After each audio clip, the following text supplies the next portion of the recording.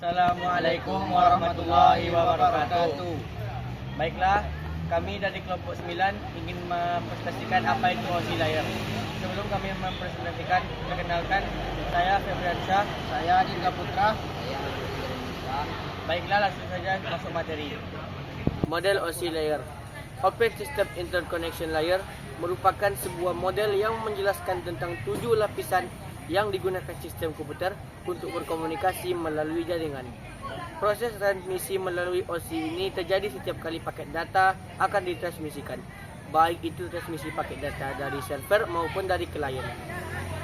OSI layer disebut sebagai lapisan karena memang model referensi OSI ini diciptakan berlapis-lapis. Lapisan-lapisan pada OSI layer ini dibuat dengan tujuan agar setiap paket data dalam sebuah jaringan bisa melewati layer tersebut sebelum akhirnya bisa saling terkoneksi. Berikut ini adalah 7 lapisan OSI layer. Layer pertama adalah physical layer. Sesuai dengan namanya, physical layer merupakan lapisan yang berhubungan dengan fisik dan berkaitan dengan fungsi persinyalan. Physical layer merupakan layer yang paling dekat dengan perangkat keras jaringan secara fisik. Beberapa fungsi dari physical layer yaitu mendefinisikan media transmisi jaringan, mendefinisikan metode persinyalan, dan sinkronisasi bit data. Yang kedua, data link layer. Lapisan berikut pada OSI layer adalah data link layer.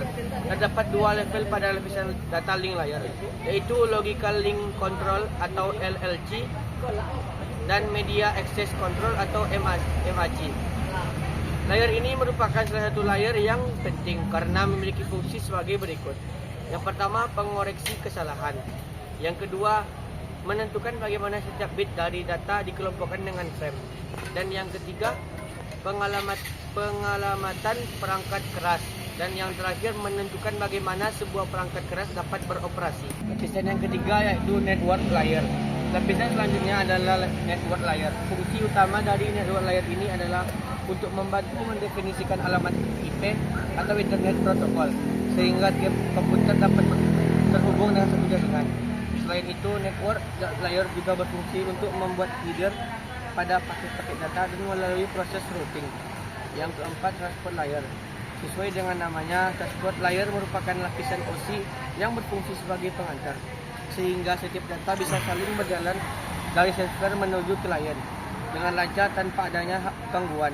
Adapun fungsi dari transport layer diantaranya sebagai berikut. Yang pertama, memecahkan data ke dalam paket-paket data. Yang kedua, mentransmisikan data dari session layer menuju network layer maupun sebaliknya. Dan yang ketiga, membuat penomoran pada paket-paket data sehingga nantinya dapat disusun kembali dengan mudah. Yang kelima, session layer. Lapisan session layer ini memiliki fungsi utama untuk mendefinisikan bagaimana sebuah koneksi bisa dibangun, memastikan bahwa sisi tetap terbuka dan berfungsi saat data sedang ditransfer, dan menutupi sesi saat komunikasi berakhir. Yang keenam, presentation layer. Presentation layer merupakan layer kedua saat data mulai ditransfer dan bertindak sebagai layer keenam. Ketika sebuah komputer menerima paket data, fungsi utama dari lapisan presentasi layer ini adalah menerjemahkan data yang akan ditransmisikan dari dan menuju sebuah application atau aplikasi. Kemudian lapisan yang terakhir yaitu application layer. Application layer merupakan satu-satunya layer yang dapat berinteraksi langsung dengan end user. Agar dapat menjalankan fungsinya, layer ini bekerja dengan bantuan beberapa protokol seperti HTTP, SMTP, dan NFS. Adapun fungsi dari application layer diantaranya menyajikan interface antara aplikasi dengan jaringan. Yang kedua, mengatur bagaimana sebuah aplikasi mampu mengakses jaringan. Dan yang ketiga, membuat pesan-pesan berupa kesalahan pada jaringan. Berikut beberapa protokol yang ditempatkan pada lapisan application layer.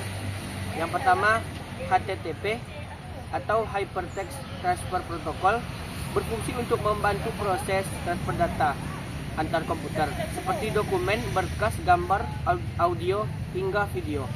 Kemudian yang kedua, SMTP, Simple Mail Transfer Protocol. berfungsi untuk melakukan pengiriman email dari lokal email kepada mail server untuk kemudian disampaikan kepada server email penerima. Kemudian yang terakhir NFS atau Network File System yang digunakan untuk mengakses beberapa sistem file melalui direktori. Itulah 7 lapisan dari OC layer. Kemudian selanjutnya kami akan menjelaskan cara kerjanya.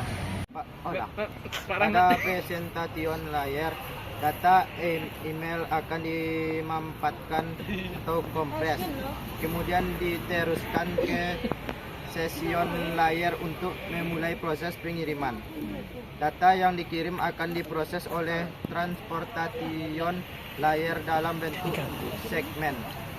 Kemudian segmen tersebut dipecah lagi menjadi potong-potongan kecil pada network layer. Network layer meneruskan potongan-potongan data yang diterima ke data link layer. Pada layer ini, data tersebut masih akan dipecah-pecah kembali agar dapat dikirimkan melalui perangkat keras pada physical layer. Pada physical layer, data akan dikonversi ke dalam bentuk bit stream, lalu diteruskan melalui media fisik seperti modem, kabel, dan perangkat keras jaringan lainnya. Perangkat inilah yang pertama kali menerima paket bit stream data pada alamat email teman Anda. Teman Anda dapat menerima email yang Anda kirimkan.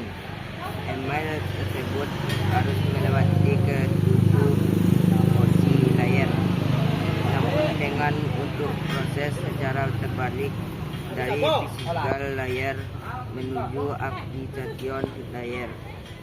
Pertama, physical layer. Pada perangkat teman Anda akan memproses bit stream menjadi data yang dapat disalurkan oleh data link layer. Kemudian data link layer akan menyusun kembali potongan-potongan paket untuk diterima network layer.